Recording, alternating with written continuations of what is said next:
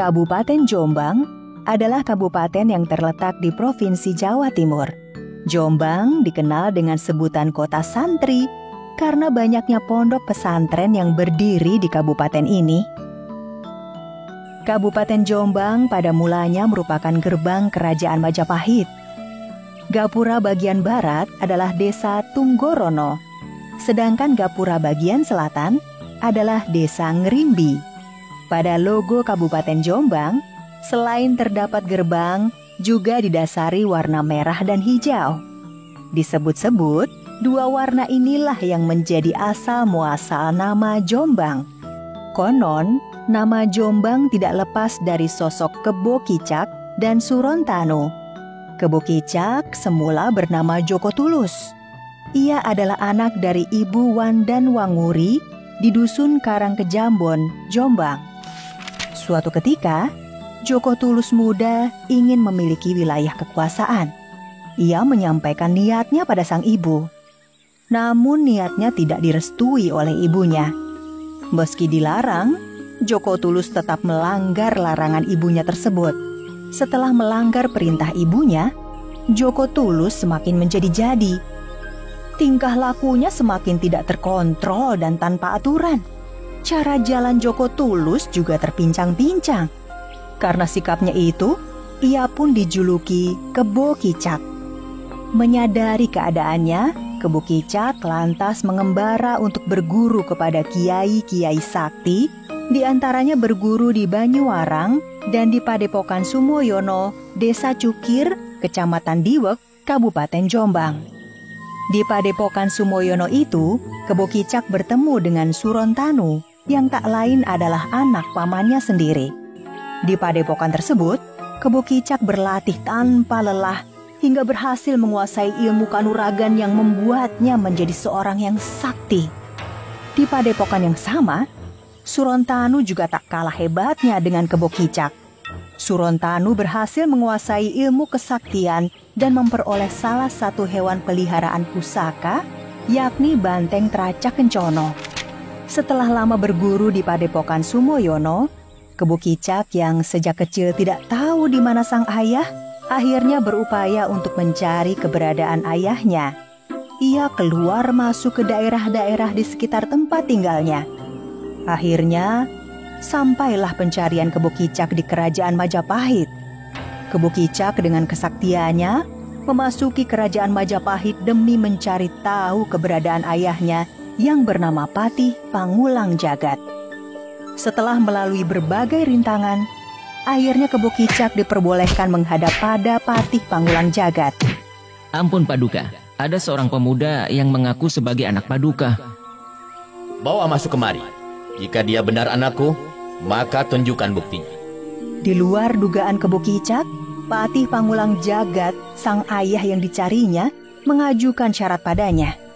Kebo Kicak pun bersedia melakukan syarat apapun yang diminta ayahnya. Kau harus mengangkat batu hitam yang ada di Sungai Berantas. Kau juga harus berhadapan dengan bajul ijo dan mengalahkannya. Apakah kau siap?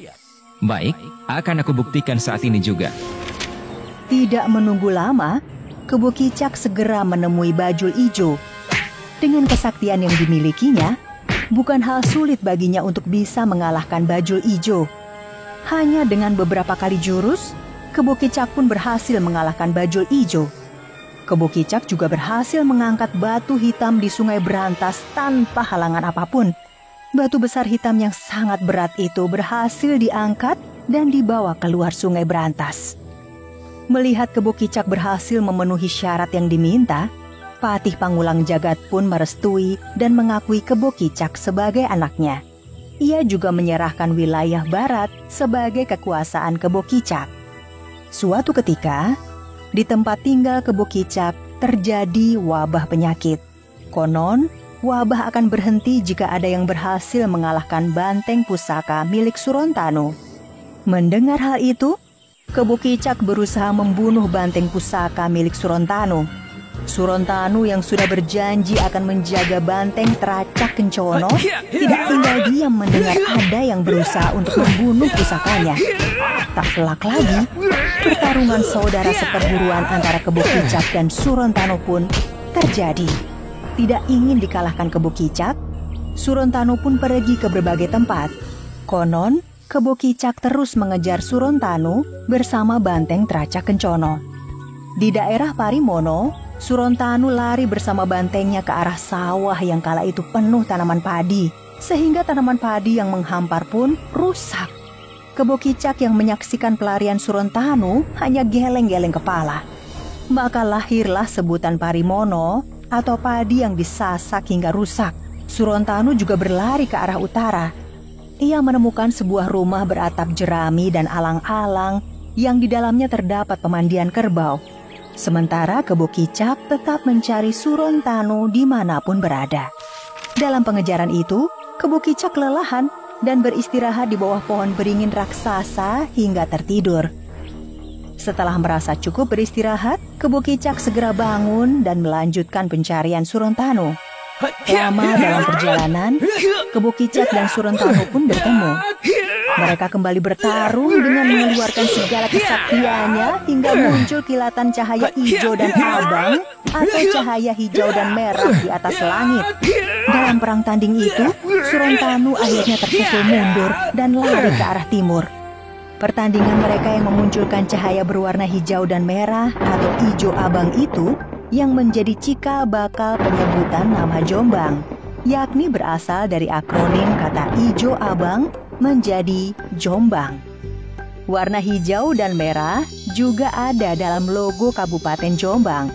Hijau bermakna kesuburan, ketenangan, dan kebaktian kepada Tuhan Yang Maha Esa. Sedangkan warna merah berarti keberanian, dinamis, dan kritis. Dari beberapa titik lokasi pertarungan Kebo Kicak dan Surontanu juga menjadi asal-usul sejumlah daerah di Kabupaten Jombang, seperti nama daerah Parimono. Hingga kini, nama Jombang selalu dikaitkan dengan Kebo Kicak dan Surontanu. Nama Kebo Kicak dan Surontanu pun senantiasa diingat oleh masyarakat Jombang dengan berbagai versi ceritanya.